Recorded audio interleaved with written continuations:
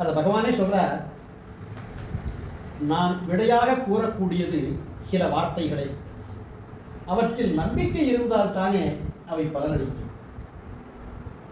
That's all. It is as simple as that. பகவானுடைய வார்த்தையில அப்படி ஒரு அசைக்க முடியாத நம்பிக்கை வேணும். This is condition 2. Condition 3, இந்த உபதேச வாசகங்களை திருப்பி திருப்பி திருப்பி திருப்பி நிறைய பாராயணம் படிக்கணும். நான் ஏற்கனவே ஆல்மோஸ்ட் ஒவ்வொரு சத்தங்கத்திலையும் சொல்கிறேன், எல்லாரும் ஒரு நாளைக்கு ஒரு தடவையாவது நான் யார் பாராயணம் பண்ணேன்.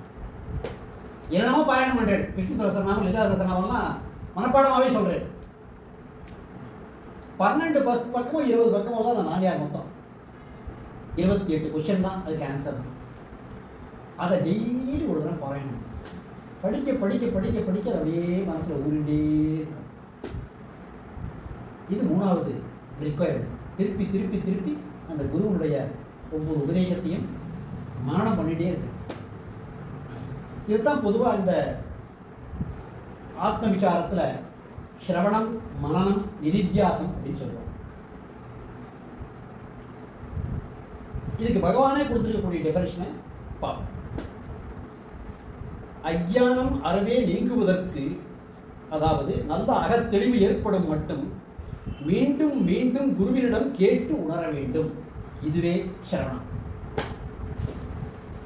நமக்கு உடனே ஒரு கொஸ்டின் வரும், குரு தான் இப்போ இல்லையே, குருவிடம் கேட்டு உணர வேண்டும் பகவான் சொல்லியிருக்கார். இப்போ குரு இல்லையே, குருவுடைய வார்த்தையை கேட்டு உணரும். இப்போ தானே பார்த்தோம், குரு வார்த்தை வேற அசைக்க முடியாத நம்பிக்கை வேணும். பகவான் இல்லைன்னு யாராவது சொல்ல முடியுமா? இப்போ இஸ் வெரி மச் தேர். ஒரு foreigner Maurice Friedman has declared he lives as his உபதேசாஸ். தன்னுடைய உபதேசங்களாகவே பகவான் வாழ்ந்து கொண்டிருக்கின்றார். That is 100% sure. அப்போ அதில் நமக்கு ஃபெய்த் இருக்கணும், நாட் பிலீஃப். ஃபெய்த், அது சிரவணம். அதனால இந்த அதுக்கு அடுத்தது மனனம். இந்த சிரவணம், மனனம், நிதித்தியாசம்ங்கிறத சொல்லாத குருவே கிடையாது.